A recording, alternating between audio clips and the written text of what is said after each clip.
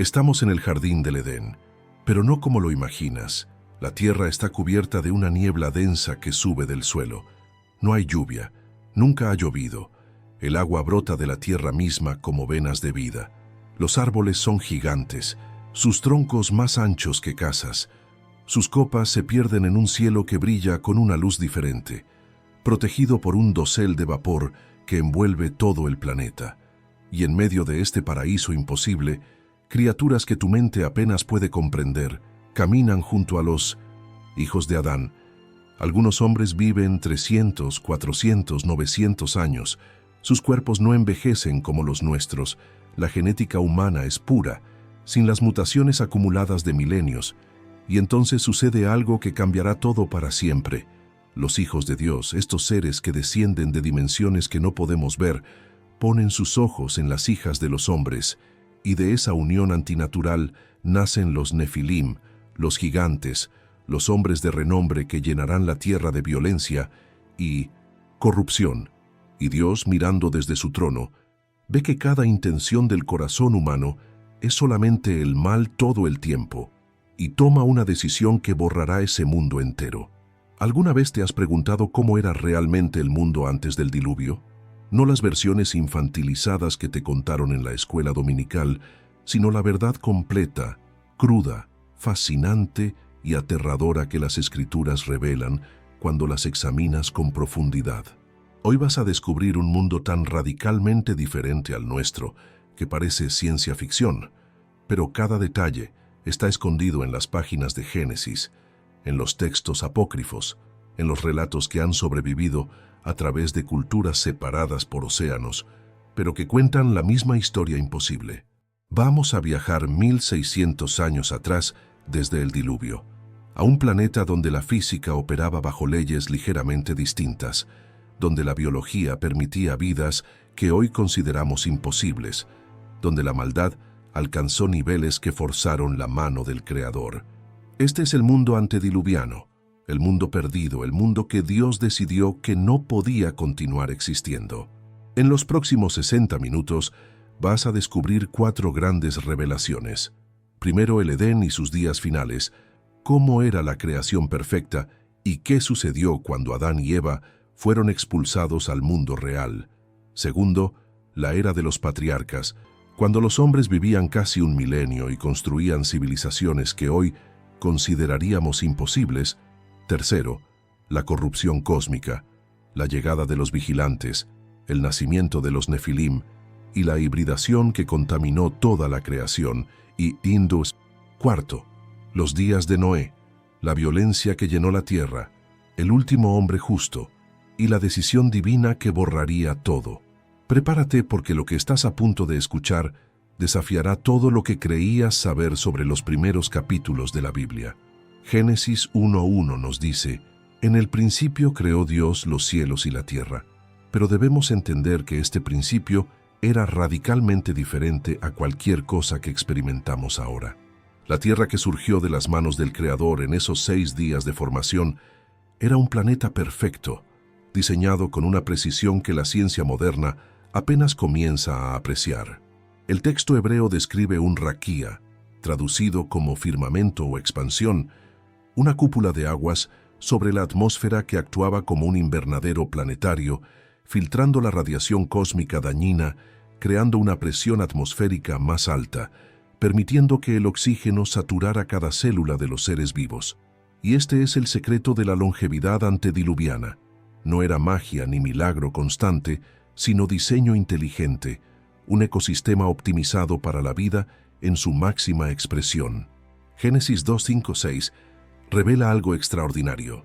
No había aún ningún arbusto del campo sobre la tierra, ni había aún brotado ninguna planta del campo, porque el Señor Dios no había enviado lluvia sobre la tierra, pero se levantaba de la tierra un vapor que regaba toda la superficie de la tierra. Detente un momento y absorbe esto. No llovía, nunca había llovido. El ciclo hidrológico del planeta antediluviano era completamente diferente. El agua surgía de fuentes subterráneas, se evaporaba, pero no caía como lluvia, sino que formaba este dosel de vapor que envolvía todo el planeta, manteniendo una temperatura estable desde el ecuador hasta los polos, sin estaciones extremas, sin desiertos, sin hielo en los casquetes polares, era literalmente un jardín planetario. Los científicos creacionistas han modelado este sistema y descubrieron que explicaría perfectamente la distribución uniforme de fósiles de plantas tropicales en la Antártida, los restos de mamuts congelados con comida tropical aún en sus estómagos, y la evidencia geológica de un clima mundial mucho más homogéneo en el pasado distante. En este mundo perfecto, Dios plantó un jardín en Edén, al oriente, y el texto hebreo usa la palabra Gan, que significa un jardín cercado, protegido, un parque diseñado específicamente. Génesis 2, 8, 14 nos da coordenadas geográficas precisas. 4 ríos fluían desde Edén, el Pisón que rodeaba toda la tierra de Javila donde había oro, y el oro de aquella tierra era bueno. También había allí bedelio y ónice, el Gión que rodeaba toda la tierra de Cus, el Tigris que iba al oriente de Asiria, y el Éufrates. Algunos de estos nombres los reconocemos. Tigris y Éufrates aún existen en Mesopotamia, pero Pisón y Gijón desaparecieron después del diluvio, cuando toda la topografía del planeta fue completamente reestructurada. El Edén no era un lugar místico en otra dimensión, era un lugar físico, real, en nuestro planeta, probablemente en lo que hoy es el Golfo Pérsico o la región de Mesopotamia, pero antes de que el diluvio reconfigurara completamente la geografía terrestre. Y en el centro de este jardín estaban 2 árboles especiales, el árbol de la vida y el árbol del conocimiento del bien y del mal. Aquí debemos ser cuidadosos de no caer en simbolismos excesivos. Estos eran árboles literales con propiedades literales. El árbol de la vida contenía algún componente bioquímico que mantenía la biología humana en un estado de renovación constante, prevenía el envejecimiento celular, reparaba el daño del ADN, mantenía la telomerasa activa indefinidamente. No era magia, era bioquímica avanzada, diseñada por un creador que entiende la biología molecular mejor que cualquier científico humano. Por eso, cuando Adán y Eva fueron expulsados del Edén, en Génesis 3, 22, 24, Dios colocó querubines y una espada flamígera que giraba en todas direcciones para guardar el camino al árbol de la vida, porque si hubieran comido de ese árbol después de su rebelión, habrían quedado atrapados en un estado de pecado inmortal, y la misericordia de Dios no permitiría esa tragedia eterna. Pero antes de la caída, Adán y Eva vivían en este paraíso con acceso completo al árbol de la vida. Génesis 2, 15, 17 describe su mandato. El Señor Dios tomó al hombre y lo puso en el huerto del Edén para que lo cultivara y lo cuidara. Y el Señor Dios ordenó al hombre: de todo árbol del huerto podrás comer, pero del árbol del conocimiento del bien y del mal no comerás, porque el día que de él comas ciertamente morirás. Esta fue la única restricción en un universo de libertad absoluta, y nota el lenguaje. El día que de él comas ciertamente morirás. Pero Adán vivió 930 años después de esto, según Génesis 5:5. Entonces, ¿mintió Dios? No, porque la muerte que llegó ese día no fue inmediata física, sino espiritual, y activó el proceso de muerte física que eventualmente los alcanzaría a todos. Ellos murieron espiritualmente el mismo día que comieron. Su conexión directa con Dios se rompió, y sus cuerpos comenzaron el largo proceso de deterioro que culminaría siglos después. Génesis 3 narra la tentación de la serpiente, pero necesitamos entender quién era realmente esta serpiente. Apocalipsis 12:9 lo identifica claramente: el dragón, la serpiente antigua que se llama el diablo y Satanás. No era un simple animal parlante, era Lucifer, el querubín protector ungido según Ezequiel 28, 14, 17, que se había rebelado contra Dios antes de la creación del hombre, que había sido expulsado del cielo con 1/3 de los ángeles según Apocalipsis 12:4, y que ahora buscaba corromper la nueva creación de Dios. La serpiente era el instrumento, pero detrás estaba una inteligencia angélica caída con conocimiento cósmico y odio infinito hacia la humanidad.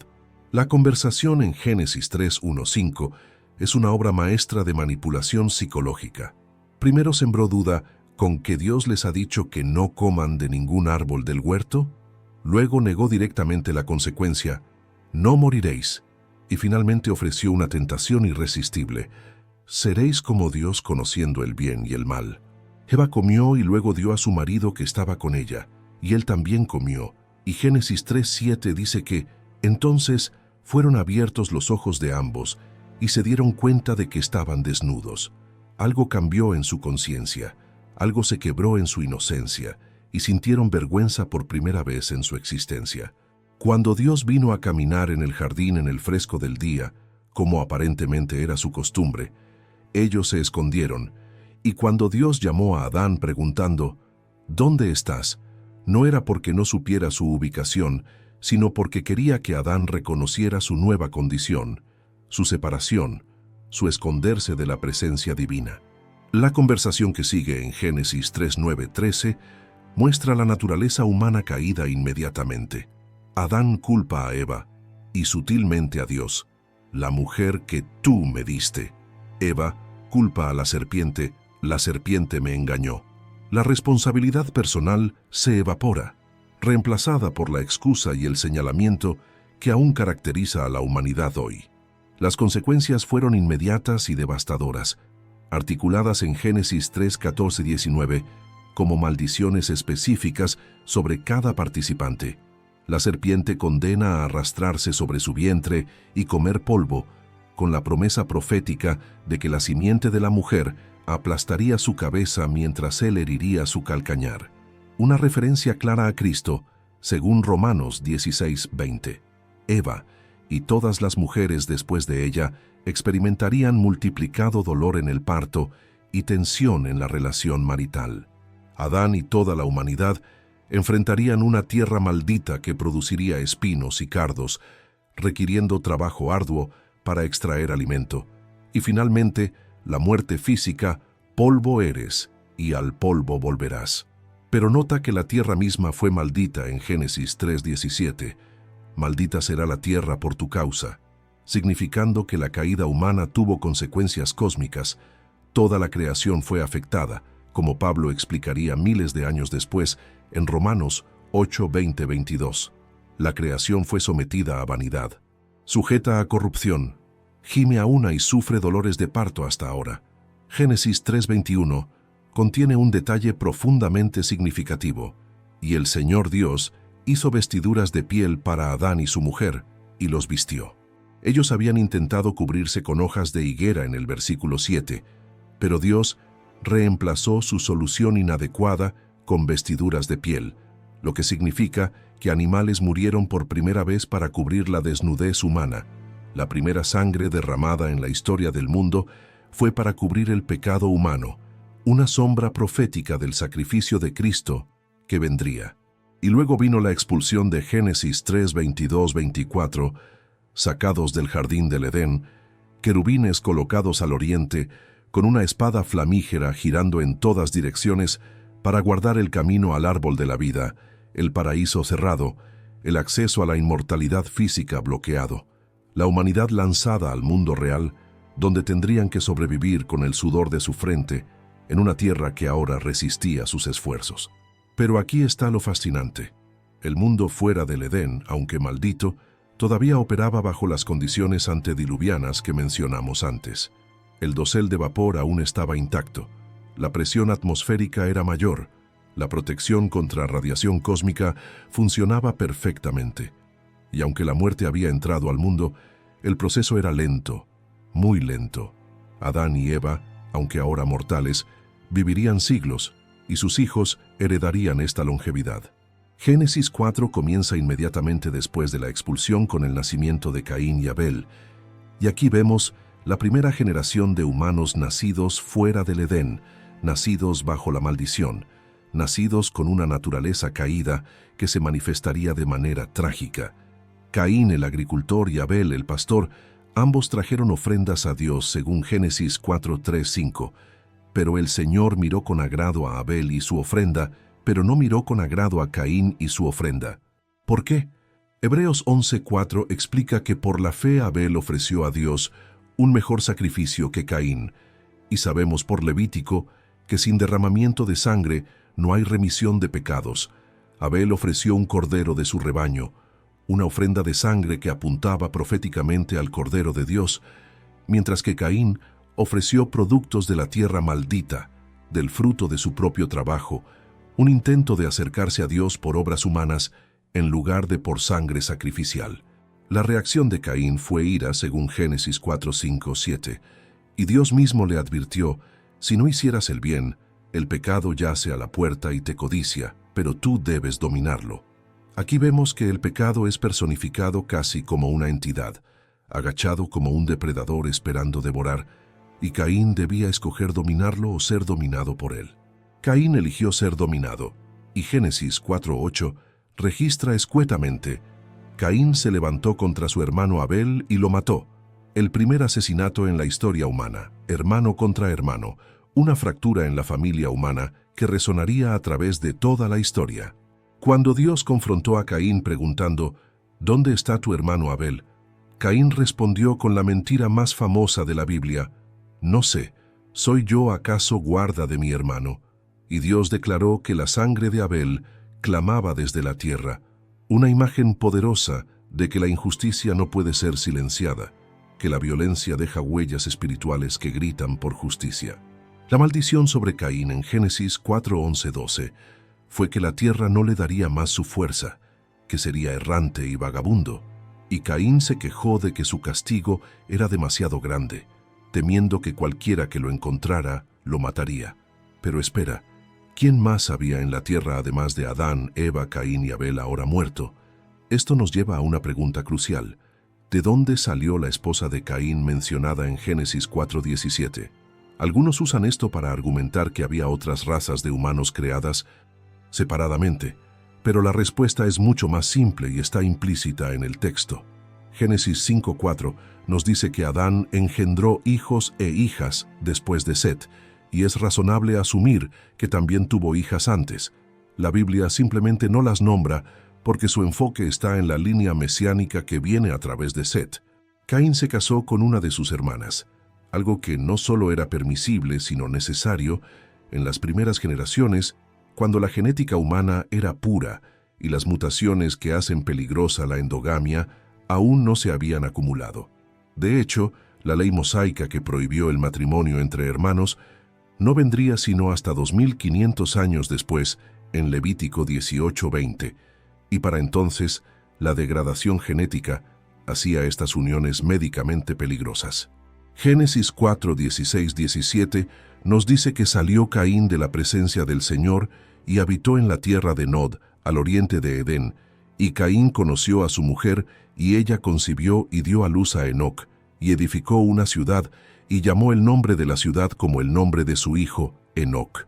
Aquí vemos el comienzo de la civilización humana, Caín construyendo una ciudad, lo que implica una población creciente, arquitectura, planificación urbana, y todo esto probablemente solo décadas después de la creación, porque la gente estaba teniendo hijos rápidamente y viviendo siglos. La línea de Caín en Génesis 4, 17, 22 muestra desarrollo tecnológico rápido. Jabal fue el padre de los que habitan en tiendas y tienen ganado. Jubal, el padre de todos los que tocan lira y flauta. Tubal-Caín, forjador de toda herramienta de bronce y hierro. Metalurgia, música, ganadería, arquitectura, todo esto en las primeras generaciones de la humanidad, destruyendo el mito evolucionista de que los humanos primitivos eran poco más que animales. No, eran completamente inteligentes, creativos, capaces desde el principio porque fueron creados a imagen de Dios. Pero la línea de Caín también muestra escalada de violencia. Lamec en Génesis 4, 23, 24 se jacta ante sus esposas: yo maté a un hombre por haberme herido, y a un muchacho por haberme pegado. Si Caín será vengado 7 veces, Lamec lo será 70 veces 7, torciendo la protección que Dios había dado a Caín en una declaración de venganza desproporcionada e ilimitada. La violencia se estaba arraigando en la cultura humana, y esta es solo la línea de Caín, una de las muchas líneas familiares que se estaban desarrollando en este período. Mientras tanto, algo crucial sucedió en la familia de Adán y Eva. Génesis 4, 25, 26 narra que conoció Adán otra vez a su mujer, y ella dio a luz un hijo, y le puso por nombre Set, porque dijo: Dios me ha dado otro hijo en lugar de Abel, pues Caín lo mató. A Set también le nació un hijo y le puso por nombre Enós. Por ese tiempo comenzaron los hombres a invocar el nombre del Señor. Set reemplazó a Abel como la línea justa, y en los días de Enós algo significativo pasó. La gente comenzó a invocar el nombre de IHVH, quizás el inicio del culto organizado, de la adoración colectiva, de la identificación de un pueblo como seguidores del Dios verdadero. Esta división entre la línea de Set, que invocaba a Dios, y la línea de Caín, que se alejaba de Dios, se volvería cada vez más importante. Génesis 5 presenta la genealogía desde Adán hasta Noé, y es uno de los pasajes más extraordinarios de toda la Biblia si prestas atención a los números. Adán vivió 930 años, Set 912 años, Enós 905 años, Cainán 910 años, Mahalaleel 895 años, Jared 962 años, Enoc 365 años antes de ser arrebatado, Matusalén 969 años, el récord humano, Lamec 777 años, y Noé, quien vivió 950 años, pero 350 de esos fueron después del diluvio. Estas no son edades simbólicas. El texto las presenta como historia literal, con el mismo lenguaje usado para genealogías posteriores que todos aceptan como históricas. La pregunta no es si vivieron tanto tiempo, sino cómo era posible. La respuesta está en las condiciones antediluvianas que hemos estado describiendo. El dosel de vapor protegiendo de radiación cósmica que daña el ADN, mayor presión atmosférica aumentando la eficiencia de oxígeno, una dieta sin los contaminantes modernos, genética humana en su estado más puro, sin las miles de mutaciones dañinas que se han acumulado, y posiblemente incluso leyes físicas ligeramente diferentes antes de que el diluvio reconfigurara el planeta. Culturas alrededor del mundo preservan memorias de ancestros que vivían siglos. Los sumerios tienen listas de reyes antediluvianos que reinaron decenas de miles de años, números exagerados, pero que apuntan a la misma realidad. La gente vivía mucho más tiempo antes de un cataclismo global de agua. Imagina lo que significaba vivir 900 años. Podrías dominar múltiples campos de conocimiento, ver 30 generaciones de tus descendientes, acumular sabiduría y experiencia incomparables, pero también verías la maldad acumularse y expandirse de maneras que una vida de 70 años nunca presenciaría. Adán vivió para ver el nacimiento de Lamec, el padre de Noé. Adán murió solo 126 años antes del nacimiento de Noé, significando que Noé creció escuchando historias del Edén contadas por personas que conocieron personalmente a Adán. La conexión con la creación original no estaba perdida en la niebla de la prehistoria, estaba a solo 2 o 3 grados de separación. Y en medio de estas genealogías encontramos a Enoc, descrito en Génesis 5:21-24, con lenguaje extraordinario. Enoc vivió 65 años y engendró a Matusalén, y Enoc caminó con Dios después de haber engendrado a Matusalén 300 años y engendró hijos e hijas. El total de los días de Enoc fue de 365 años. Enoc caminó con Dios y desapareció porque Dios se lo llevó. 2 veces se repite caminó con Dios, una expresión de intimidad espiritual única, y luego simplemente desapareció porque Dios se lo llevó. Hebreos 11:5 aclara: por la fe, Enoc fue trasladado al cielo para que no viera muerte, y no fue hallado porque Dios lo trasladó. Enoc nunca murió, fue arrebatado vivo al cielo, el primer rapto en la historia bíblica, un precursor profético del rapto de la iglesia prometido en 1 Tesalonicenses 4:16-17. Pero espera, hay mucho más sobre Enoc que Génesis no menciona. El libro de Judas, versículo 14-15, cita una profecía de Enoc. Enoc, el séptimo desde Adán, profetizó también acerca de ellos, diciendo: He aquí, el Señor vino con sus santas decenas de millares, para ejecutar juicio sobre todos. Esta profecía aparece en el libro de Enoc, un texto apócrifo que, aunque no es canónico, contiene información histórica que los escritores del Nuevo Testamento consideraron confiable en ciertos aspectos. El libro de Enoc describe en detalle lo que está a punto de convertirse en el evento central del mundo antediluviano, la llegada de los vigilantes. Aquí es donde la historia se vuelve extraña, inquietante y crucial para entender por qué Dios envió el diluvio. Génesis 6:1-4 contiene uno de los pasajes más debatidos y perturbadores de toda la Biblia. Aconteció que cuando los hombres comenzaron a multiplicarse sobre la faz de la tierra y les nacieron hijas, los hijos de Dios vieron que las hijas de los hombres eran hermosas, y tomaron para sí mujeres de entre todas las que les gustaron. Entonces el Señor dijo: «No contenderá mi espíritu con el hombre para siempre, porque ciertamente él es carne, pero vivirán 120 años». Había gigantes en la tierra en aquellos días, y también después, cuando los hijos de Dios se unieron a las hijas de los hombres y ellas les dieron hijos. Estos son los héroes de la antigüedad, hombres de renombre. Analicemos esto cuidadosamente porque es absolutamente crítico. ¿Quiénes eran los hijos de Dios? En el Antiguo Testamento hebreo, la frase Bene Ha-Elohim aparece en Job 1:6, Job 2:1 y Job 38:7, y en todos estos contextos se refiere claramente a seres angélicos, no a humanos. Job 38:7 es especialmente claro. Cuando Dios fundó la tierra, todas las estrellas del alba cantaban juntas y todos los hijos de Dios gritaban de gozo. Esto fue antes de que existieran humanos, tiene que ser ángeles. Algunos interpretan hijos de Dios como la línea piadosa de Set y hijas de los hombres como la línea impía de Caín, pero esto no explica por qué su unión produciría nefilim, gigantes, ni por qué sería suficientemente malo para provocar el diluvio. Los matrimonios mixtos entre creyentes y no creyentes no producen descendencia física anormal.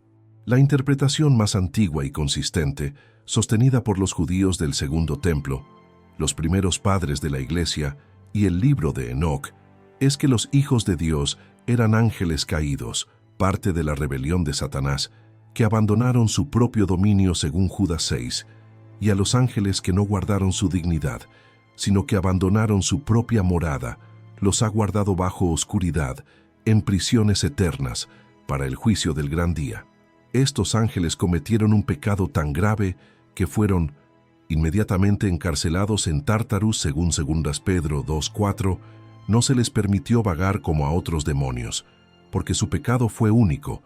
Tomaron forma física, se unieron sexualmente con mujeres humanas y produjeron una descendencia híbrida que no debía existir. El libro de Enoc llama a estos ángeles los vigilantes y nombra a sus líderes, Semiasa, Azazel, Armaros, Baraquiel, Cocabiel y otros 200 en total. Describe cómo descendieron al monte Hermón. Hicieron un pacto de llevar a cabo su plan corrupto, tomaron esposas humanas y les enseñaron conocimientos prohibidos, metalurgia avanzada, fabricación de armas, cosméticos, hechicería, astrología y otras ciencias que no debían ser reveladas a la humanidad en ese punto de su desarrollo. Esta transferencia de conocimiento angélico a humanos creó un salto tecnológico antinatural y peligroso en la civilización antediluviana. Pero lo más perturbador fueron sus hijos, los nefilim. Génesis 6:4 los llama Giborim, hombres poderosos, hombres de renombre, y la tradición los describe como gigantes de estatura masiva, entre 3 y 30 metros de altura, dependiendo de la fuente. Números 13:33 confirma que había nefilim después del diluvio también. También vimos allí a los nefilim, los hijos de Anac, descendientes de los nefilim, y a nuestros ojos parecíamos langostas, y así parecíamos ante sus ojos. Estos eran los gigantes de Canaán, que los espías israelitas encontraron, descendientes de los nefilim que sobrevivieron al diluvio probablemente porque sus genes pasaron a través de la esposa de uno de los hijos de Noé, porque sabemos que Noé era genéticamente puro según Génesis 6:9, perfecto en sus generaciones, significando genéticamente no corrompido por la hibridación angélica. Los nefilim no eran simplemente grandes, eran depredadores. El libro de Enoc describe que consumían toda la producción de los humanos, y cuando eso no era suficiente, Comenzaron a consumir a los humanos mismos y a los animales, convirtiéndose en caníbales monstruosos que aterrorizaban la tierra. Génesis 6:11 dice que la tierra se había corrompido delante de Dios y estaba la tierra llena de violencia.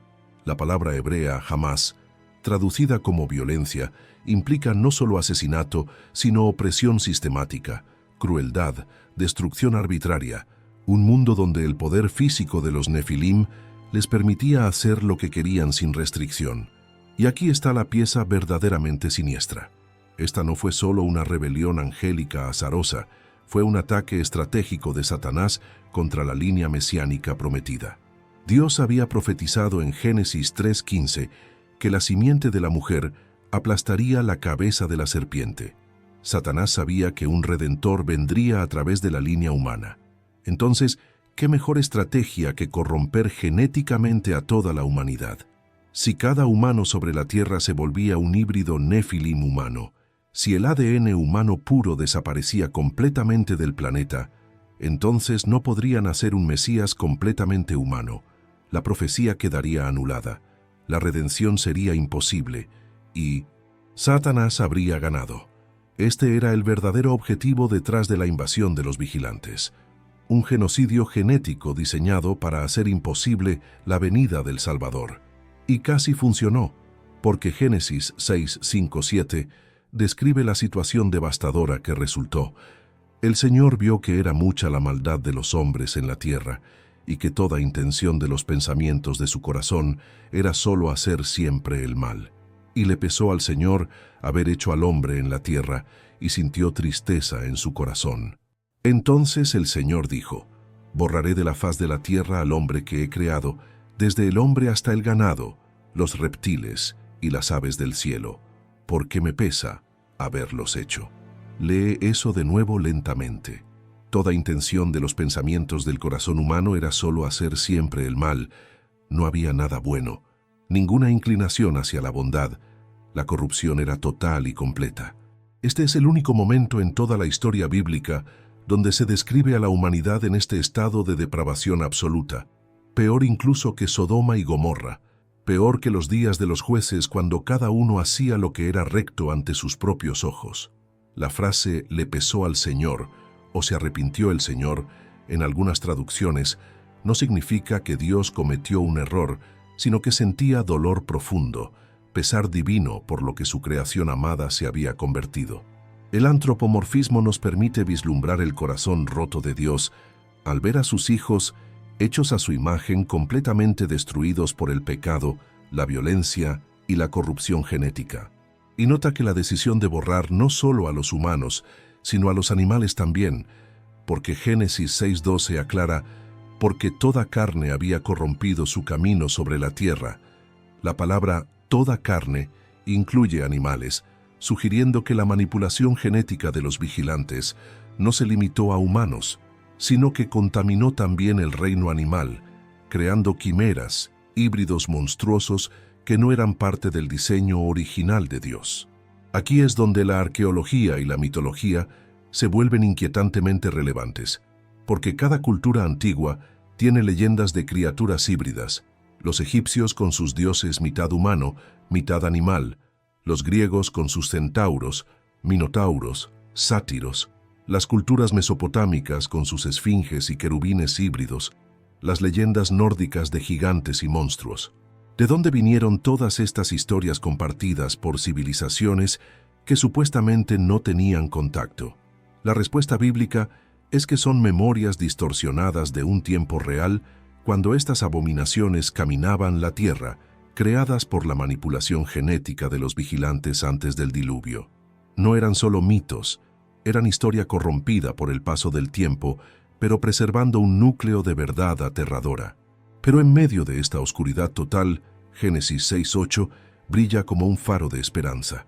Mas Noé halló gracia ante los ojos del Señor. Una sola familia, un solo hombre justo en toda la tierra, y a través de él, Dios preservaría a la humanidad y cumpliría su plan redentor. Génesis 6:9 describe a Noé con lenguaje extraordinario. Noé era un hombre justo, era perfecto entre sus contemporáneos. Noé andaba con Dios. La palabra perfecto aquí es el hebreo tamim, que significa sin mancha, completo, íntegro, y en este contexto probablemente se refiere no solo a integridad moral, sino a pureza genética. Noé y su familia eran los últimos humanos en la tierra cuyo ADN no había sido contaminado por la hibridación nefilim. Por eso Dios los eligió para preservar la raza humana.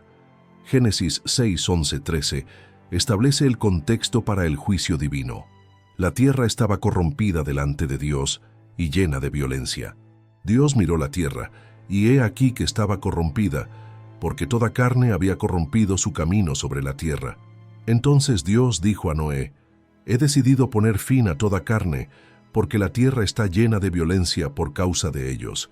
Y he aquí, voy a destruirlos junto con la tierra». 3 veces se repite la palabra corrompida, un énfasis hebreo que señala la totalidad de la degradación.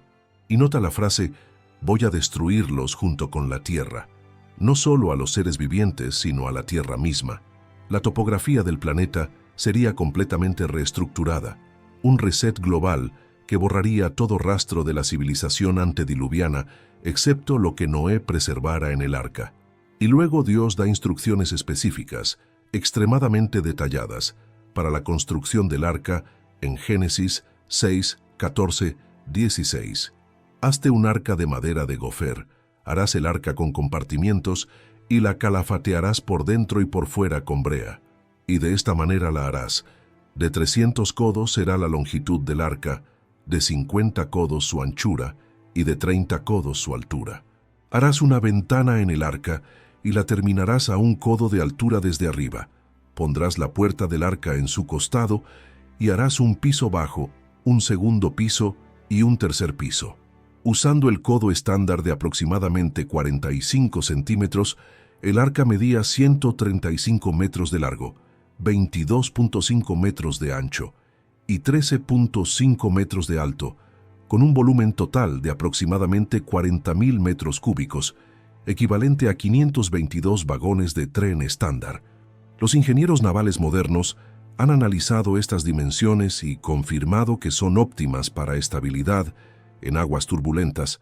La proporción 30.5.3 de longitud a anchura a altura es prácticamente idéntica a los buques de carga modernos, demostrando que quien diseñó el arca entendía perfectamente los principios de ingeniería naval. La madera de gofer mencionada es de identidad incierta hoy, probablemente una especie de árbol que se extinguió en el diluvio, pero era evidentemente durable y resistente al agua, especialmente cuando se calafateaba con brea dentro y fuera. El diseño de 3 pisos con compartimientos múltiples era esencial para organizar a los animales por especie, por tamaño, por necesidades dietéticas y para almacenar la comida masiva necesaria para un año completo. Y sí, Génesis 7, 11 y 8, 13, 14 deja claro que estuvieron en el arca exactamente 1 año y 10 días, desde el día 17 del segundo mes del año 600 de la vida de Noé hasta el día 27 del segundo mes del año siguiente. Esto no fue un pequeño chapuzón de 40 días, sino un cataclismo de 1 año que reestructuró completamente el planeta. Pero antes de que el diluvio llegara, Noé tuvo que construir el arca, y esto no fue un proyecto de fin de semana. Calculando el volumen de madera necesario, el tiempo para cortar, transportar, dar forma, ensamblar y calafatear todo, los expertos estiman que la construcción tomó entre 55 y 75 años, lo que encaja perfectamente con la cronología bíblica. Génesis 5:32 dice que Noé tenía 500 años cuando engendró a Sem, Cam y Jafet, y Génesis 7:6 dice que tenía 600 años cuando vino el diluvio, dando un siglo completo para la preparación. Durante todos esos años, 2 Pedro 2:5 nos dice que Noé fue pregonero de justicia, predicando, advirtiendo, llamando a la gente al arrepentimiento mientras construía este barco masivo en tierra seca en un mundo donde nunca había llovido. Imagina la escena. Noé y sus 3 hijos trabajando décadas en esta estructura masiva, año tras año, mientras sus vecinos se burlan, mientras los nefilim gobiernan con violencia, mientras la corrupción se profundiza. Jesús describió esos días en Mateo 24, 37, 39. Como fueron los días de Noé, así será la venida del Hijo del Hombre. Porque como en aquellos días antes del diluvio estaban comiendo y bebiendo, casándose y dándose en casamiento, hasta el día en que Noé entró en el arca, y no comprendieron hasta que vino el diluvio y se los llevó a todos, así será la venida del Hijo del Hombre. La gente continuaba con sus vidas normales, comiendo, bebiendo, casándose, ignorando completamente las advertencias, viviendo como si Dios no existiera o no les importara. Y esta es exactamente la condición del mundo hoy también, un paralelo profético que debería aterrorizarnos. Lucas 17, 26, 27 añade otro detalle. Como sucedió en los días de Noé, así será también en los días del Hijo del Hombre. Comían, bebían, se casaban y se daban en casamiento, hasta el día en que Noé entró en el arca, y vino el diluvio y los destruyó a todos. No dice que estaban haciendo cosas inherentemente malas. Comían, bebían, casarse, son actividades normales. El pecado era que lo hacían con total indiferencia a Dios, a su palabra, a la advertencia de juicio inminente. Estaban tan absortos en lo temporal que ignoraban lo eterno, tan enfocados en el placer inmediato que rechazaban la realidad del juicio venidero. Entonces llegó el momento. Génesis 7, 1, 4 registra el llamado final de Dios. Entonces el Señor dijo a Noé: «Entra en el arca tú y toda tu casa, porque he visto que tú eres justo delante de mí en esta generación. De todo animal limpio tomarás contigo 7 parejas, el macho y su hembra, y de todo animal que no es limpio, 2, el macho y su hembra, también de las aves del cielo, 7 parejas, macho y hembra, para conservar viva la descendencia sobre la faz de toda la tierra. Porque dentro de 7 días haré llover sobre la tierra durante 40 días y 40 noches, y borraré de la faz de la tierra todo ser viviente que he hecho». Nota la distinción entre animales limpios, 7 parejas, 14 individuos, y no limpios, 1 pareja, 2 individuos. Esto fue antes de la ley mosaica, que definiría formalmente animales limpios e inmundos, sugiriendo que esta distinción era conocida desde tiempos antiguos, probablemente desde Adán, quien ofreció sacrificios que requerían animales limpios. ¿Cuántos animales entraron en el arca? Esta es una pregunta que los escépticos usan para atacar la historicidad del diluvio, pero las matemáticas realmente funcionan perfectamente. Primero, Noé no necesitaba llevar criaturas marinas porque sobrevivirían en el agua. Tampoco insectos porque pueden sobrevivir en pedazos de vegetación flotante, y hay evidencia de que llegaron después del diluvio. Solo necesitaba animales terrestres que respiran por la nariz, según Génesis 7:22. Segundo, no necesitaba llevar cada especie en el sentido moderno, sino cada kind o baramin en hebreo, la unidad creada que contenía la variabilidad genética para producir todas las especies modernas dentro de esa familia. Por ejemplo, no necesitaba cada raza de perro, lobo, coyote y zorro. Solo necesitaba una pareja de la familia canina que contenía los genes para toda esa diversidad. Los creacionistas estiman que hay aproximadamente 1000 kinds de animales terrestres, multiplicado por 2 para animales no limpios y por 14 para animales limpios, con un promedio generoso de tamaño. El total es menos de 16,000 animales, la mayoría del tamaño de una oveja o más pequeños, que caben cómodamente en el arca con espacio de sobra para comida y a la familia de Noé. Génesis 7:7-9 describe la entrada. Entró pues Noé en el arca, y con él sus hijos, su mujer y las mujeres de sus hijos, por causa de las aguas del diluvio, de los animales limpios y de los animales no limpios, de las aves y de todo lo que se arrastra sobre la tierra, entraron con Noé en el arca de 2 en 2, macho y hembra, como Dios había mandado a Noé. Imagina esta procesión, parejas de animales convergiendo desde toda la tierra hacia el arca. Algunos sugieren que Dios los trajo milagrosamente con un instinto de migración sobrenatural, otros que Noé los recolectó durante años de preparación.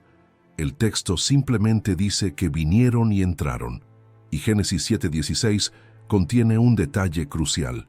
Y los que entraron, macho y hembra de toda carne, entraron como Dios le había mandado. Y el Señor cerró la puerta detrás de él. Dios mismo cerró la puerta, sellando el arca, sellando el destino de los que estaban dentro para salvación y de los que estaban fuera para juicio. Una imagen poderosa de que llega un momento cuando la puerta de la gracia se cierra y el juicio se vuelve inevitable. Génesis 7, 10, 12 marca el inicio del cataclismo. Y sucedió que al séptimo día las aguas del diluvio vinieron sobre la tierra. El año 600 de la vida de Noé, el mes segundo, a los 17 días del mes, en ese mismo día se rompieron todas las fuentes del gran abismo, y las compuertas del cielo fueron abiertas, y cayó la lluvia sobre la tierra durante 40 días y 40 noches.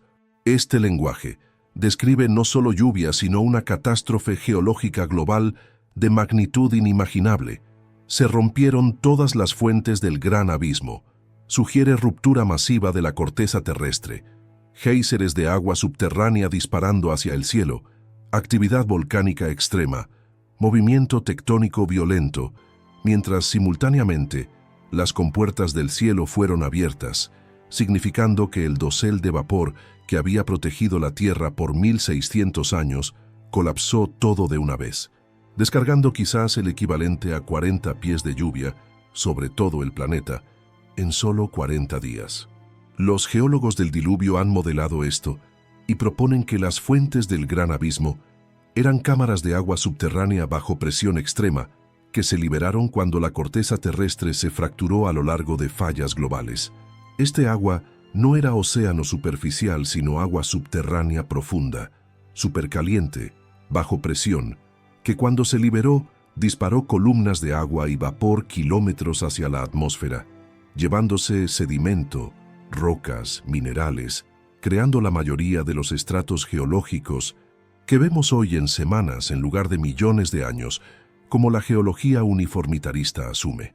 La ruptura de la corteza también habría iniciado el movimiento de placas tectónicas, separando los continentes que antes estaban unidos, como sugiere Génesis 10:25, cuando dice que en los días de Peleg fue repartida la tierra, probablemente refiriéndose a la división de continentes después del diluvio. Génesis 7:17-20 describe la inundación total. Entonces vino el diluvio sobre la tierra por 40 días, y las aguas crecieron y alzaron el arca, y se elevó sobre la tierra. Y las aguas crecieron mucho sobre la tierra, y el arca flotaba sobre la superficie de las aguas. Y las aguas crecieron más y más sobre la tierra, y fueron cubiertos todos los altos montes que hay debajo de todos los cielos. 15 codos más alto crecieron las aguas, después que fueron cubiertos los montes. Todos los altos montes debajo de todos los cielos fueron cubiertos. Este es lenguaje universal, global, no local, y cubiertos por 15 codos adicionales, aproximadamente 7 metros sobre los picos más altos, asegurando que nada sobreviviera. Los escépticos argumentan que esto requeriría más agua de la que existe en la Tierra, pero olvidan que las montañas de hoy no existían en su forma actual antes del diluvio. Salmo 104, 6, 8 describe que las montañas se levantaron y los valles se hundieron después del diluvio como parte de la reestructuración geológica. Antes del diluvio la topografía era mucho más plana, con colinas moderadas en lugar de cordilleras masivas como el Himalaya, que claramente se formó por colisión de placas tectónicas después del diluvio. Génesis 7:21-23 describe el juicio total. Y pereció toda carne que se movía sobre la tierra, aves, ganados, bestias, y todo lo que pulula sobre la tierra, y todo ser humano, todo aquello en cuyas narices había aliento de espíritu de vida, todo lo que había sobre la tierra firme, murió. Así fue destruido todo ser viviente que había sobre la faz de la tierra, desde el hombre hasta los animales, los reptiles y las aves del cielo, todos fueron borrados de la tierra. Solo quedó Noé y los que con él estaban en el arca. La repetición enfatiza la totalidad del juicio. No fue selectivo ni parcial, sino absoluto. Toda carne que respiraba aire murió, excepto los preservados en el arca. Y esta es la respuesta de Dios a la pregunta de qué hacer cuando el mal se vuelve tan sistémico que la reforma es imposible, cuando la corrupción es tan profunda que contamina hasta la genética misma de la creación, el único remedio es juicio y reset completo. Pero el arca flotó segura sobre las aguas de juicio, llevando la semilla de la nueva humanidad, los animales para repoblar la tierra, y la promesa de que Dios no había abandonado su creación, sino que la estaba purificando para un nuevo comienzo. Génesis 7:24 dice: «Y prevalecieron las aguas sobre la tierra 150 días, 5 meses de inundación total, el arca flotando en un océano planetario sin tierra visible en ninguna dirección, un mundo borrado, devuelto al estado de Génesis 1:2, cuando la tierra estaba sin orden y vacía y las tinieblas cubrían la superficie del abismo, una descreación que precedería una recreación. Dentro del arca durante esos 5 meses, imagina la experiencia de Noé y su familia, 8 personas, los últimos humanos sobre la tierra, escuchando la lluvia incesante durante los primeros 40 días, sintiendo el arca mecerse en las olas masivas generadas por el catastrofismo geológico fuera, el trueno constante de actividad volcánica, los terremotos sacudiendo el arca, la oscuridad casi total, porque la ventana era pequeña y el cielo estaba cubierto de nubes de tormenta y ceniza volcánica, cuidando miles de animales, alimentándolos, limpiando después de ellos, manteniendo el orden en medio del caos exterior, y sabiendo que todo y todos los que conocieron fuera del arca habían perecido. El peso psicológico debe haber sido abrumador, pero Génesis nos dice que Dios no los había olvidado. Génesis 8:1-3 marca el punto de inflexión. Y se acordó Dios de Noé y de todos los animales, y de todo el ganado que estaba con él en el arca. Y Dios hizo soplar un viento sobre la tierra, y las aguas decrecieron. Se cerraron las fuentes del abismo y las compuertas del cielo, y se detuvo la lluvia del cielo. Las aguas decrecían gradualmente de sobre la tierra, y al cabo de 150 días, las aguas habían disminuido.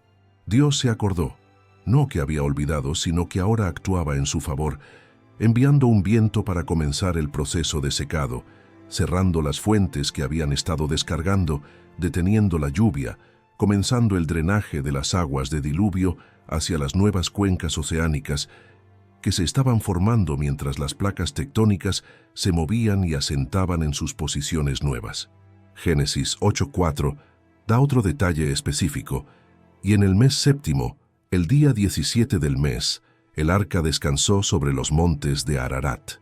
Los montes de Ararat, no el monte Ararat singular que conocemos hoy en Turquía oriental, sino una cordillera en esa región, y el arca se posó allí no en la cima, sino probablemente en un valle entre picos, todavía cubierta por agua pero tocando tierra firme por primera vez en 5 meses. Las expediciones para encontrar el arca en el monte Ararat moderno han reportado estructuras de madera fosilizada a grandes altitudes, pero nada confirmado definitivamente. Y esto tiene sentido porque si el arca sobrevivió intacta después del diluvio, la familia de Noé habría desmontado su madera para construcción de casas y herramientas. Era un recurso demasiado valioso para desperdiciar. Génesis 8:5-6 continúa la cronología. Las aguas fueron decreciendo paulatinamente hasta el mes 10, y el primer día del mes 10 se hicieron visibles las cimas de los montes. Y sucedió que al cabo de 40 días, Noé abrió la ventana del arca que había hecho. 3 meses más para que los picos de montañas se volvieran visibles. 40 días adicionales de espera. Y entonces Noé, desesperado por información sobre la condición del mundo exterior, envió un cuervo según Génesis 8:7, que salió y estuvo yendo y viniendo hasta que las aguas se secaron sobre la tierra. El cuervo, como carroñero, podía alimentarse de cadáveres flotantes y no regresó, proporcionando poca información útil. Entonces Noé envió una paloma según Génesis 8:8-9 para ver si las aguas habían disminuido sobre la superficie de la tierra, pero la paloma no encontró lugar donde posarse, y volvió a él al arca porque las aguas estaban sobre la superficie de toda la tierra. Entonces él extendió su mano, tomó la paloma y la trajo de nuevo al arca. 7 días después envió la paloma otra vez, según Génesis 8:10-11, Y la paloma volvió a él al atardecer, y he aquí en su pico traía una hoja de olivo recién arrancada. Entonces Noé comprendió que las aguas habían disminuido sobre la tierra.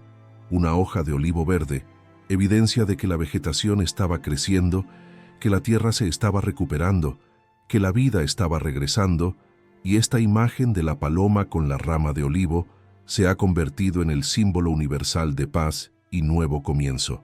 Esperó 7 días más y envió la paloma una tercera vez según Génesis 8:12, pero ella no volvió más a él.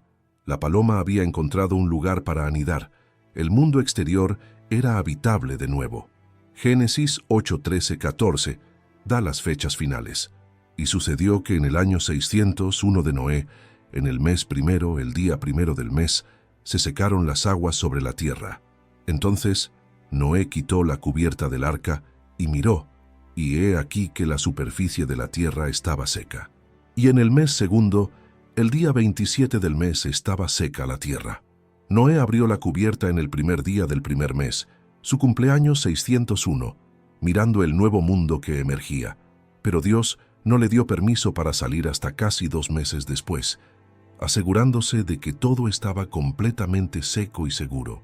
Imagina esa primera mirada, quitando la cubierta, la luz del sol, quizás la primera vez en un año, inundando el interior del arca y viendo no el mundo que conocía, sino un paisaje completamente alienígena, reorganizado, las montañas en lugares nuevos, los ríos fluyendo en direcciones diferentes, ningún edificio, ningún camino, ningún rastro visible de la civilización antediluviana, solo tierra desnuda, lista para ser replantada. Finalmente, Génesis 8:15-19 describe la salida. Entonces habló Dios a Noé diciendo: «Sal del arca tú, y contigo tu mujer, tus hijos y las mujeres de tus hijos. Saca contigo todo ser viviente de toda carne que está contigo, aves, ganados y todo reptil que se arrastra sobre la tierra, para que se reproduzcan en abundancia sobre la tierra, y sean fecundos, y se multipliquen sobre la tierra». Y salió Noé, y con él sus hijos, su mujer, y las mujeres de sus hijos. Y todos los animales, todos los reptiles, todas las aves y todo lo que se mueve sobre la tierra, salieron del arca por sus familias. Salieron a un mundo vacío, silencioso excepto por el viento y el agua, sin voces humanas excepto las suyas propias, sin humo de fogatas en la distancia, sin el bullicio de ciudades antediluvianas, solo ellos 8 y los animales para comenzar todo de nuevo. Lo primero que hizo Noé, según Génesis 8:20, fue construir un altar. Y edificó Noé un altar al Señor, y tomó de todo animal limpio y de toda ave limpia, y ofreció holocausto en el altar.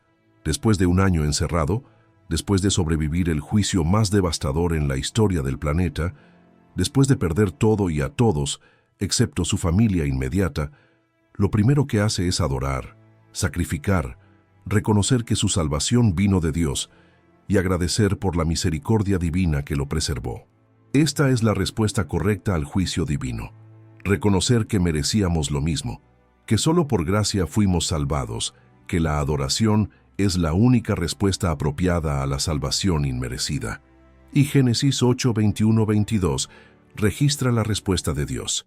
Y el Señor percibió el aroma agradable, y dijo el Señor en su corazón: «Nunca más volveré a maldecir la tierra por causa del hombre, porque la intención del corazón del hombre es mala desde su juventud. Nunca más volveré a destruir todo ser viviente como lo he hecho.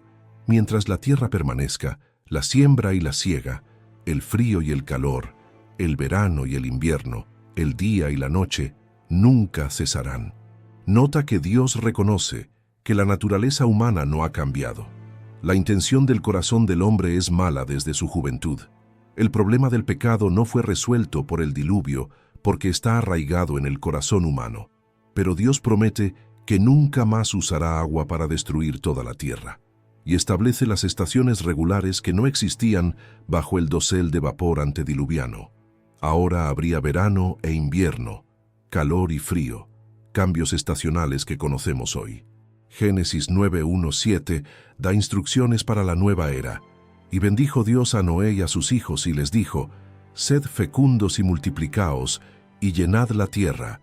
El mismo mandato dado a Adán y Eva en Génesis 1:28, un nuevo comienzo para la humanidad, pero ahora con cambios significativos. Y el temor y el terror de vosotros estarán sobre todos los animales de la tierra. Los animales ya no serían dóciles como en el Edén, sino que temerían al hombre. Y todo lo que se mueve y tiene vida os será para alimento. Todo os lo doy como os di la hierba verde.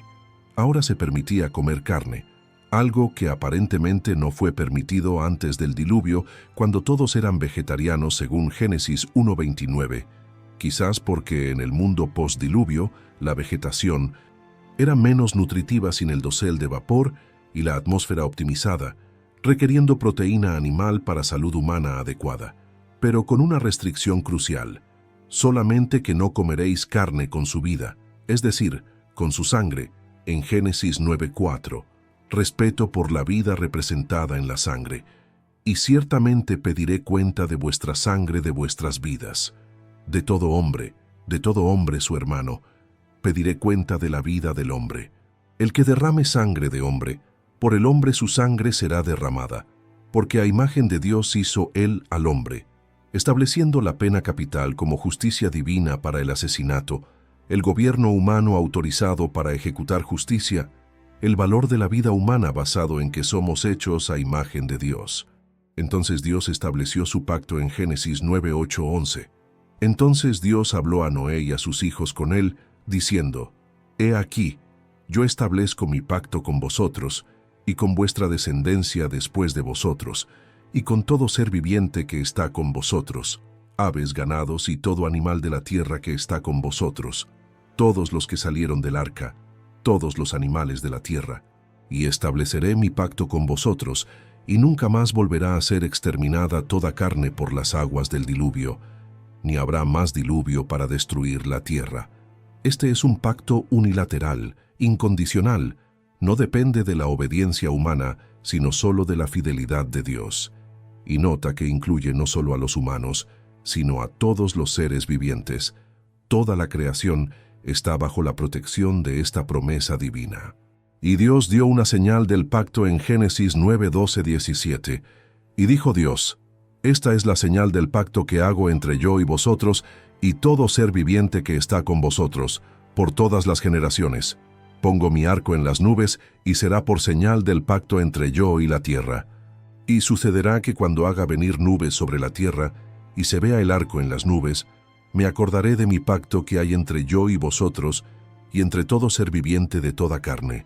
Y nunca más las aguas se convertirán en un diluvio para destruir toda carne. El arco iris, un fenómeno óptico causado por la refracción de luz solar a través de gotas de agua, probablemente nunca se había visto antes del diluvio porque nunca había llovido. El dosel de vapor impedía las condiciones necesarias para que apareciera un arco iris. Pero ahora en el mundo postdiluvio con lluvia regular, el arco iris aparecería como recordatorio perpetuo de la promesa de Dios de nunca más destruir la tierra con agua. Cada vez que ves un arco iris, estás viendo la firma de Dios en su pacto con la creación. Pero el mundo postdiluvio era radicalmente diferente del mundo antediluviano, de maneras que afectarían profundamente a la humanidad. Sin el dosel de vapor, la radiación cósmica ahora penetraba la atmósfera sin filtro, causando daño acumulativo al ADN, mutaciones genéticas que se pasarían a las siguientes generaciones, y esto explica la disminución dramática en la longevidad humana que vemos inmediatamente después del diluvio. Noé vivió 950 años, pero 350 de esos fueron postdiluvio. Sem vivió 600 años, Arfaxad 438, Sala 433, Eber 464, y continuó declinando hasta que en el tiempo de Abraham la expectativa de vida había caído a 175 años, y para el tiempo de Moisés, Salmo 90:10 decía: Los días de nuestra vida son 70 años o si por fortaleza, 80 años. La longevidad humana colapsó en solo 10 generaciones, desde más de 900 años a menos de 100 años, una degradación genética masiva causada por la pérdida de protección atmosférica. El clima también cambió radicalmente. Antes del diluvio era uniforme de polo a polo. Ahora había estaciones extremas. Desiertos se formaron donde antes era exuberante. Los polos se congelaron, creando las capas de hielo que vemos hoy, y esto hizo vastas áreas del planeta mucho menos hospitalarias a la vida humana, concentrando a la población en zonas climáticas moderadas. La topografía era completamente nueva. Cordilleras masivas como el Himalaya, los Andes, las Rocosas, se levantaron por colisión de placas tectónicas durante y después del diluvio. Valles profundos y fosas oceánicas se hundieron. Los continentes que habían estado unidos se separaron, creando el mundo geográfico que reconocemos hoy, pero que era completamente alienígena para Noé y su familia. Y había otra diferencia crucial que Génesis 9, 20, 27 revela de manera perturbadora. El pecado había sobrevivido al diluvio porque viajó en los corazones de los 8 que fueron salvados. Noé comenzó a labrar la tierra y plantó una viña, y bebió del vino y se embriagó, y se desnudó en medio de su tienda. Y Cam, el padre de Canaán, vio la desnudez de su padre y se lo contó a sus 2 hermanos que estaban afuera. Entonces Sem y Jafet tomaron un manto, lo pusieron sobre sus hombros, y caminando hacia atrás cubrieron la desnudez de su padre, y sus rostros estaban vueltos hacia atrás, de manera que no vieron la desnudez de su padre. Este incidente es desconcertante a primera vista. Noé, el hombre justo, se emborracha. Cam ve su desnudez y aparentemente hace algo más que el texto no detalla completamente. Quizás un acto de irrespeto o incluso abuso. Sem y Jafet lo manejan con honor, cubriendo a su padre sin mirar. La maldición que siguió en Génesis 9, 24, 25 es severa. Cuando Noé despertó de su embriaguez y supo lo que su hijo menor le había hecho, dijo: «Maldito sea Canaán, siervo de siervos será para sus hermanos». Nota que maldice a Canaán el hijo de Cam, no a Cam mismo. Algunos especulan que Canaán fue el perpetrador real del acto no especificado, otros que la maldición cayó sobre Canaán porque las maldiciones de padres afectan a los descendientes. De cualquier manera, esto estableció una división en la familia de Noé, que tendría repercusiones históricas masivas.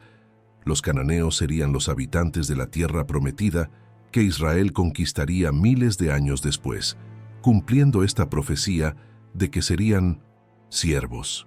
Pero Sem fue bendecido. Bendito sea el Señor, el Dios de Sem, en Génesis 9:26, y a través de la línea de Sem vendría Abraham, Israel y eventualmente Cristo, la línea mesiánica preservada.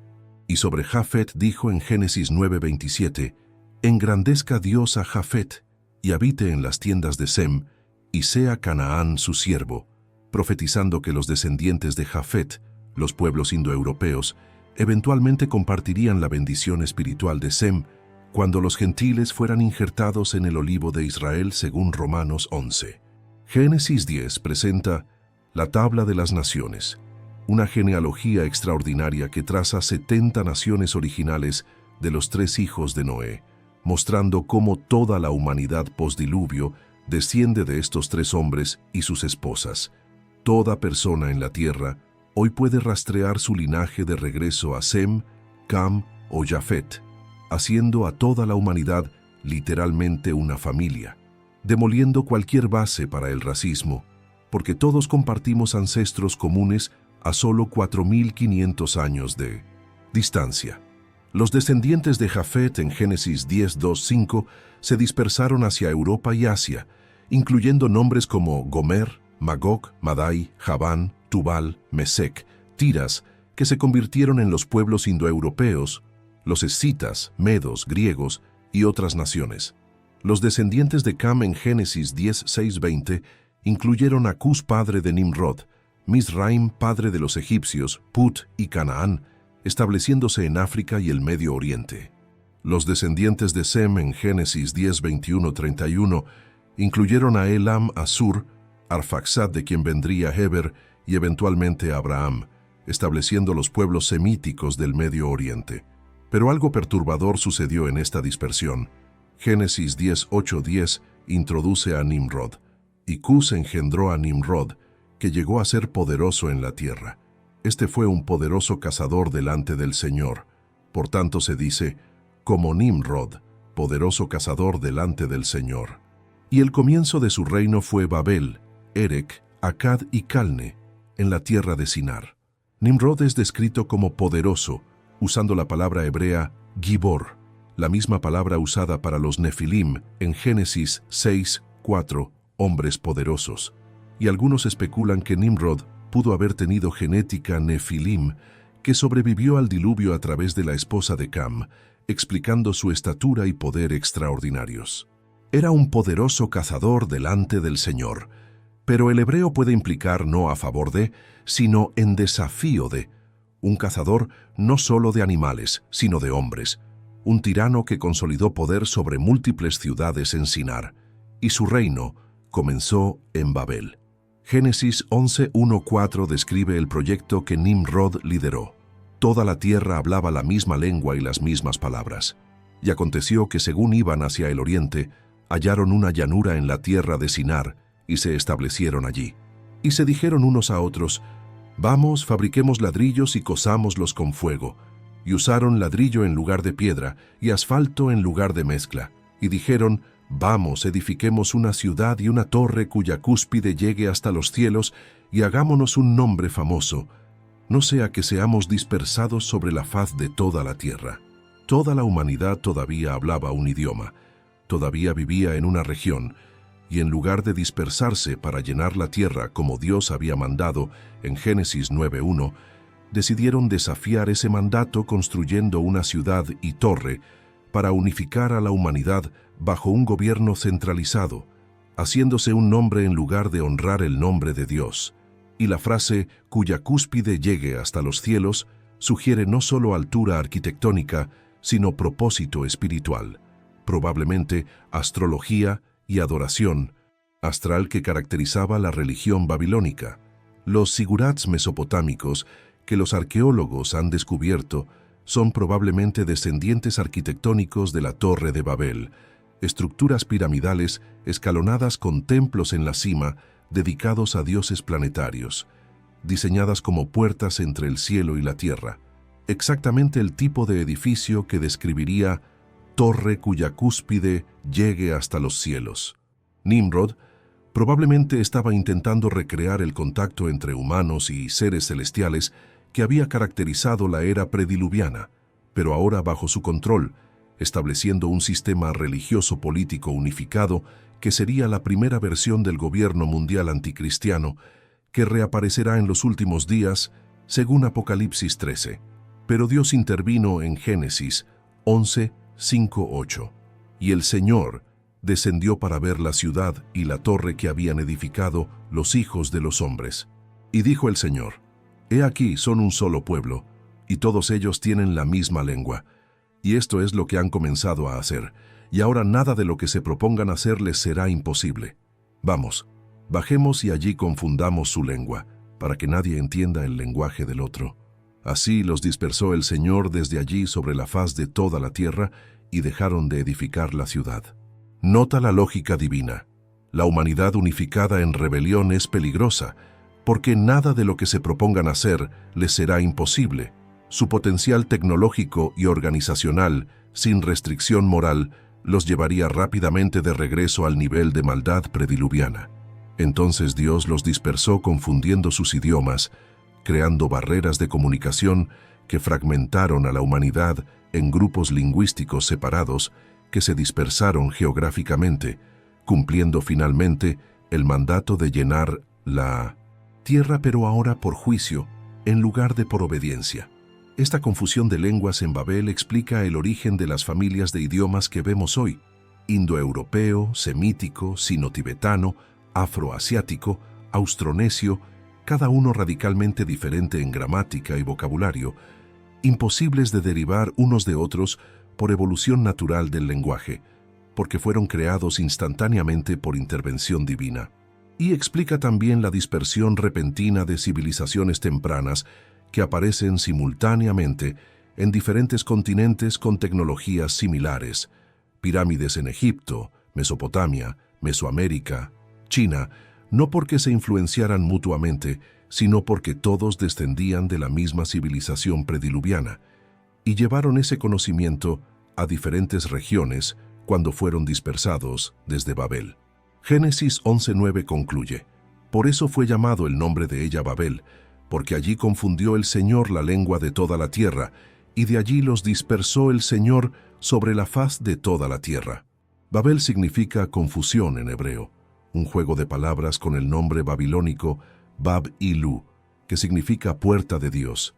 Su intento de crear una puerta al cielo resultó en confusión y dispersión. Su proyecto de unificación resultó en división. Su rebelión contra el mandato de dispersarse resultó en dispersión forzada, y Babel se convirtió en el símbolo eterno de rebelión humana organizada contra Dios, reapareciendo en profecía como Babilonia la Grande, en Apocalipsis 17:18, el sistema mundial final que será juzgado en los últimos días. Y así termina la era prediluviana y postdiluviana temprana, desde la creación perfecta del Edén hasta el juicio del diluvio, hasta la dispersión en Babel, aproximadamente 2000 años de historia humana que establecieron patrones que se repetirían a través de toda la historia: creación, rebelión, corrupción, juicio, misericordia, nuevo comienzo, y el ciclo comienza de nuevo. Pero a través de todo esto corre un hilo escarlata, la promesa de Génesis 3:15 de que la simiente de la mujer aplastaría la cabeza de la serpiente, preservada a través del diluvio en Noé, continuando a través de Sem hasta Abraham, quien recibiría la promesa en Génesis 12:3 de que en él serían benditas todas las familias de la tierra, avanzando a través de Isaac, Jacob, Judá, David, hasta que en la plenitud de los tiempos, según Gálatas 4:4, Dios envió a su Hijo, nacido de mujer, el segundo Adán, que desharía lo que el primer Adán había destruido. Ahora detente y considera lo que acabamos de recorrer, un mundo tan diferente del nuestro que parece fantasía, pero cada detalle está arraigado en el texto bíblico interpretado literalmente. Un planeta protegido por un dosel de vapor que permitía vidas de siglos, una civilización que alcanzó alturas tecnológicas que no entendemos completamente, ángeles caídos que se materializaron y procrearon con humanos creando una raza de gigantes, corrupción genética que contaminó no solo a los humanos, sino a los animales, maldad tan completa que cada intención del corazón humano era solo hacer el mal continuamente, un cataclismo global de agua que reestructuró completamente el planeta en un año, y una familia de 8 personas preservadas para reiniciar la humanidad en un mundo radicalmente transformado. ¿Por qué importa todo esto hoy? Porque Jesús mismo nos dijo en Mateo 24:37 que como fueron los días de Noé, así será la venida del Hijo del Hombre. No era solo una referencia casual, sino una profecía específica de que las condiciones del mundo antediluviano se repetirían antes de su segunda venida. ¿Qué caracterizaba esos días? Primero, longevidad humana. Hoy la ciencia está trabajando agresivamente en tecnologías de extensión de vida, terapias genéticas, modificación de telómeros, aspirando a vidas de cientos de años.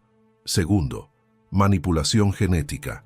Hoy tenemos CRISPR y edición de genes, experimentos con quimeras animal-humano, la frontera entre especies siendo borrada en laboratorios alrededor del mundo.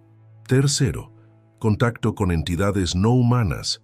Hoy el fenómeno OVNI ha sido oficialmente reconocido por gobiernos, con evidencia creciente de que estos no son naves extraterrestres, sino manifestaciones interdimensionales, posiblemente los mismos seres espirituales que se manifestaron antes del diluvio, regresando en nuevas formas.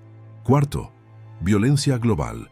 Hoy vivimos en la era más violenta desde la Segunda Guerra Mundial, con conflictos regionales, terrorismo, crimen desenfrenado, sistemas legales colapsando. Quinto, rebelión moral total. Hoy vemos la redefinición del matrimonio, género, identidad, la familia. Cada institución que Dios estableció siendo desmantelada sistemáticamente. Sexto, gobierno mundial emergente.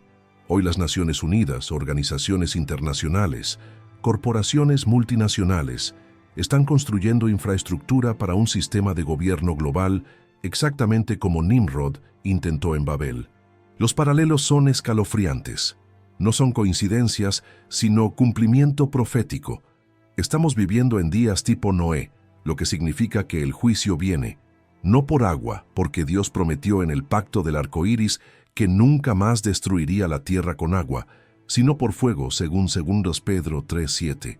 Pero los cielos y la tierra actuales están reservados por su palabra para el fuego, guardados para el día del juicio y de la destrucción de los impíos.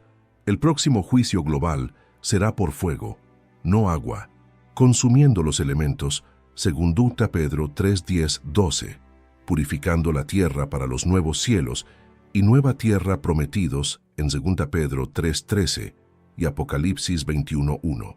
Pero también hay esperanza tremenda en esta historia, porque así como Noé halló gracia ante los ojos del Señor en medio de una generación corrupta, así cualquier persona hoy puede hallar gracia mediante la fe en Cristo.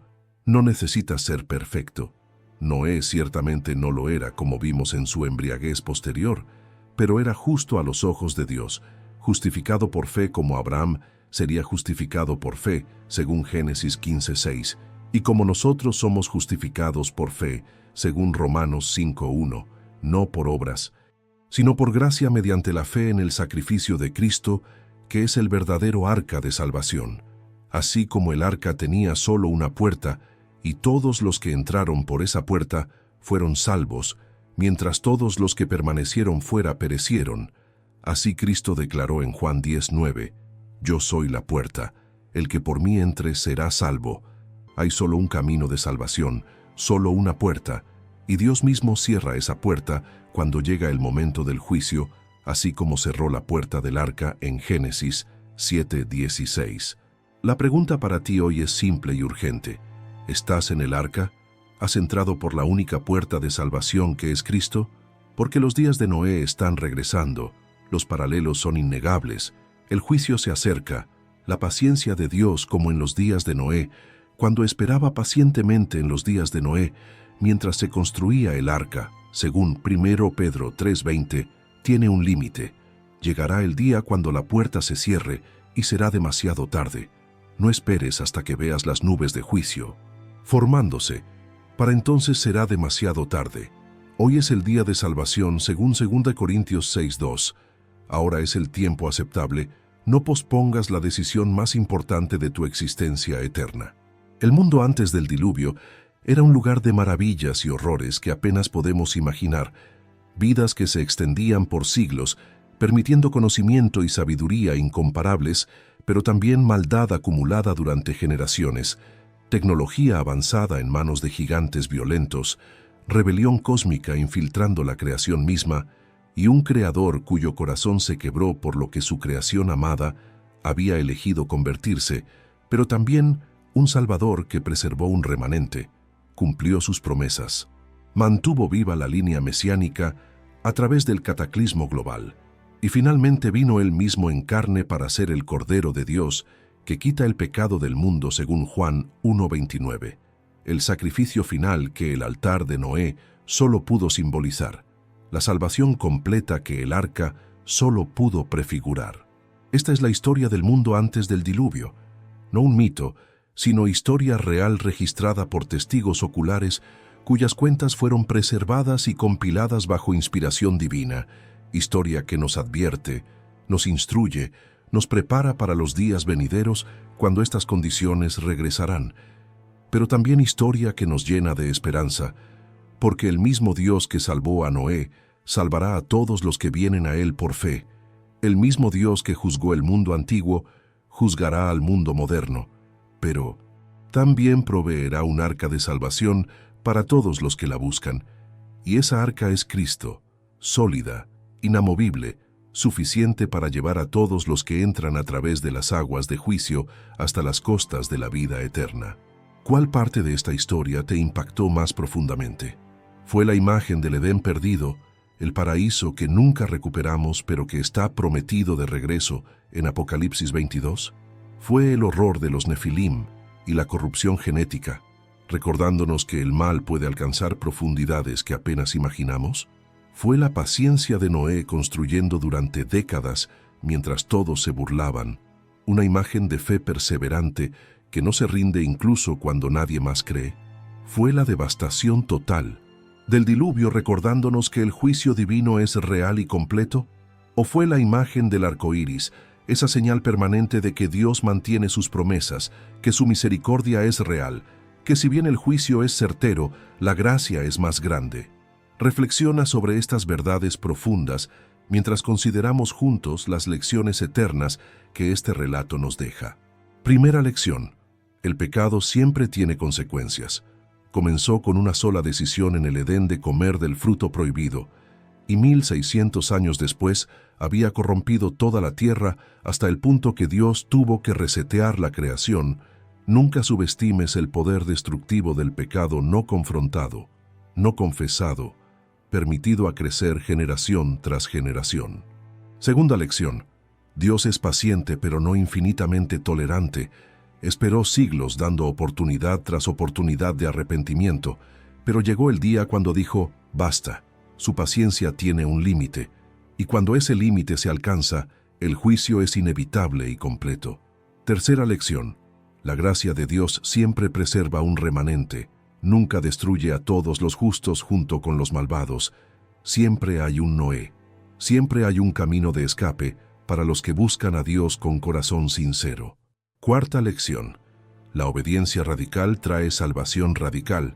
Noé construyó un arca durante décadas en un mundo donde nunca había llovido. Parecía absurdo a todos los demás, pero su obediencia a la palabra de Dios lo salvó a él y a toda su familia. Quinta lección: el mundo que conocemos no es permanente. Fue completamente transformado una vez y será completamente transformado otra vez. No pongas tu esperanza en las cosas temporales de este mundo, sino en las promesas eternas de Dios. Los eruditos bíblicos han debatido durante siglos sobre cuánto de Génesis 1:11 es literal versus simbólico.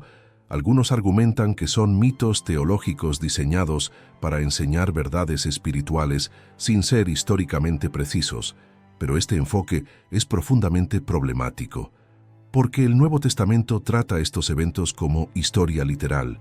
Jesús mismo habló de Noé como persona real en Mateo 24, 37, 38. Pedro escribió sobre el diluvio como evento histórico en 1 Pedro 3:20 y 2 Pedro 2:5 y 3:5-6.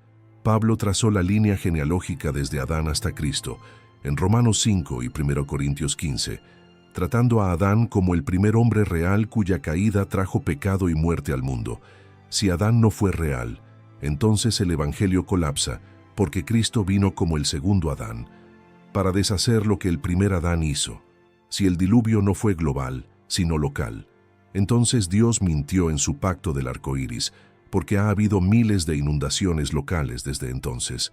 La integridad de toda la Escritura depende de la historicidad de estos primeros capítulos de Génesis, y la evidencia científica, cuando se interpreta correctamente, apoya la historicidad del diluvio global. Fósiles marinos en las cimas de las montañas más altas del mundo, incluyendo el Everest. Estratos geológicos que se extienden por continentes enteros, depositados rápidamente por agua en movimiento, no lentamente durante millones de años. Fósiles de criaturas en posiciones que indican entierro catastrófico no gradual. Capas de carbón que representan bosques flotantes enterrados en masa, no. Pantanos que se formaron in situ. Cientos de culturas alrededor del mundo, con leyendas de diluvio que comparten detalles sorprendentes con el relato de Génesis, aunque están separadas por océanos y milenios. La tabla de las naciones de Génesis 10, que corresponde a las distribuciones de grupos de personas que vemos históricamente. Todo esto apunta a un evento catastrófico global de agua en el pasado reciente, exactamente como la Biblia describe. La pregunta final que debemos hacernos al concluir este viaje a través del mundo antediluviano es esta: ¿qué estamos haciendo con el conocimiento que hemos recibido? No basta con saber intelectualmente que estas cosas sucedieron, que el juicio viene, que Cristo es la única puerta de salvación. El conocimiento sin respuesta es condenación multiplicada, porque seremos juzgados según la luz que recibimos. A quien mucho se le da mucho, se le demandará según Lucas 12:48. Si has escuchado esta historia completa, si has visto los paralelos con nuestros días, Si has entendido que el tiempo se acorta y el juicio se acerca, entonces tienes una responsabilidad de actuar, primero asegurándote de que tú mismo estás en el arca por fe en Cristo, y segundo compartiendo este mensaje urgente con otros que necesitan escucharlo antes de que sea demasiado tarde. Imagina si Noé hubiera construido el arca, pero no hubiera advertido a nadie. El texto sugiere que predicó durante décadas, tratando de convencer a otros de entrar. Aunque nadie escuchó, al menos él intentó. Tenemos la misma responsabilidad hoy de advertir a esta generación. Sí te mirarán como loco igual que miraron a Noé. Sí se burlarán de tu mensaje de juicio venidero, igual que se burlaron de su arca en tierra seca. Pero cuando el juicio venga y esa puerta de gracia se cierre, los que rechazaron el mensaje no podrán culparte por no haber advertido. Habrás cumplido tu responsabilidad como atalaya que Ezequiel 33:6 describe, dando la alarma para que la sangre de ellos no esté en tus manos. El mundo antes del diluvio era un lugar de contrastes extremos, belleza primordial y fealdad moral, longevidad extraordinaria y maldad acumulada, avances tecnológicos y degradación espiritual. Y nuestro mundo hoy refleja esos mismos contrastes multiplicados. Tenemos tecnología que los antediluvianos solo podían soñar, pero la usamos para propósitos que ellos reconocerían inmediatamente como malvados. Tenemos conocimiento científico que debería humillarnos ante el Creador, pero lo usamos para negar su existencia. Tenemos capacidades de comunicación global que podrían usarse para predicar el Evangelio hasta los confines de la tierra, pero las usamos principalmente para entretenimiento vacío y propaganda engañosa. Estamos recapitulando su historia y nos dirigimos hacia su destino, a menos que nos arrepintamos y volvamos a Dios. Pero todavía hay esperanza.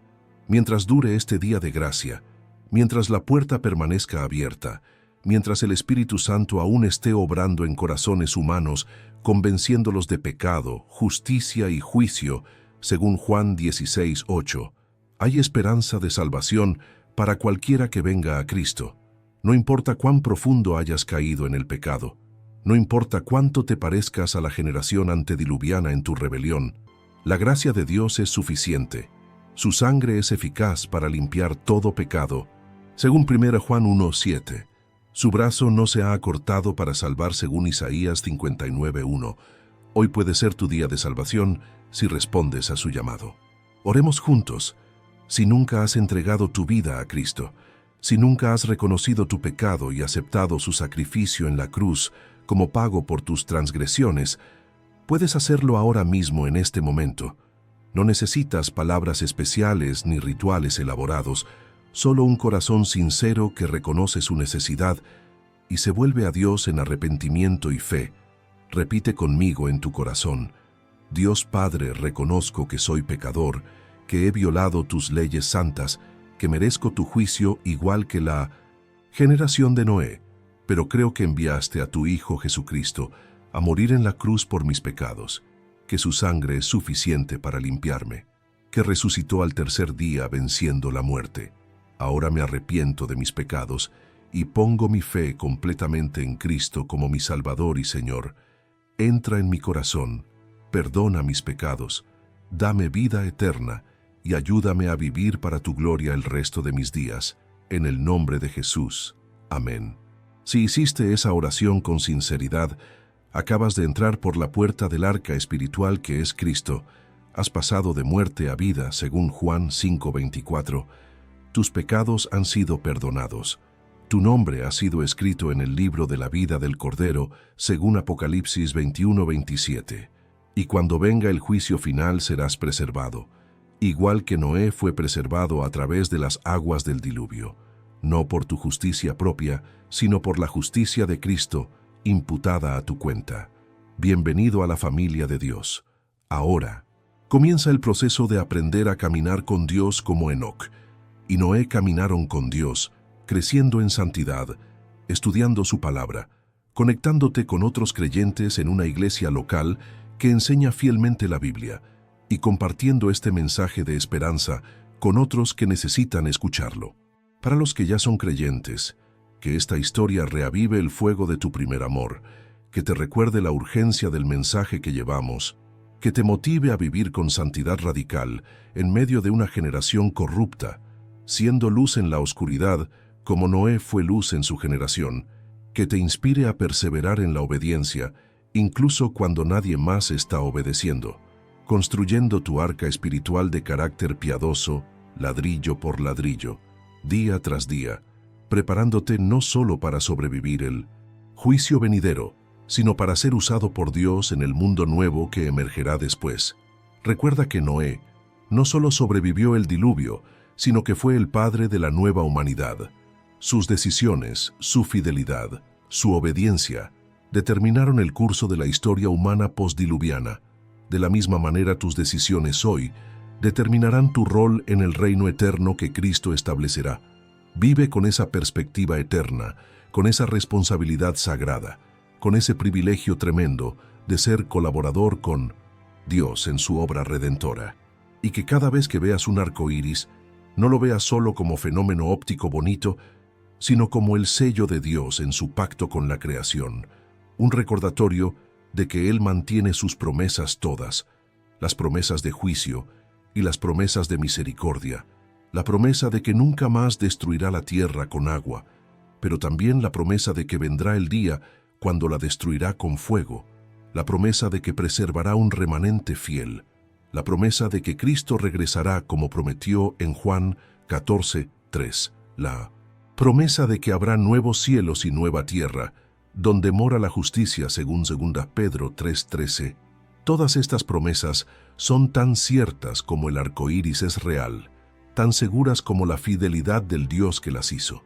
Este ha sido el mundo antes del diluvio, una historia de creación y caída, de corrupción y juicio, de maldad y gracia, de destrucción y preservación, pero más que nada, una historia sobre el carácter de Dios, quien ama su creación lo suficiente para juzgar el pecado que la destruye, quien es santo y no puede tolerar la maldad indefinidamente, quien es justo y debe castigar la transgresión, pero quien también es misericordioso y provee un camino de escape para todos los que lo buscan, quien es fiel y mantiene sus promesas por 1000 generaciones, quien es paciente, no queriendo que ninguno perezca, sino que todos procedan al arrepentimiento, según 2 Pedro 3:9. Este es el Dios que encontramos en el relato del diluvio, y es el mismo Dios que te llama hoy a venir a Él, a entrar por la puerta de salvación mientras aún está abierta, antes de que llegue el día cuando sea demasiado tarde. Que tengas oídos para oír lo que el Espíritu está diciendo a las iglesias y a esta generación, que tengas ojos para ver las señales de los tiempos, que tengas corazón para responder mientras aún hay tiempo, porque como fueron los días de Noé, así será la venida del Hijo del Hombre, y ese día se acerca rápidamente. Amén.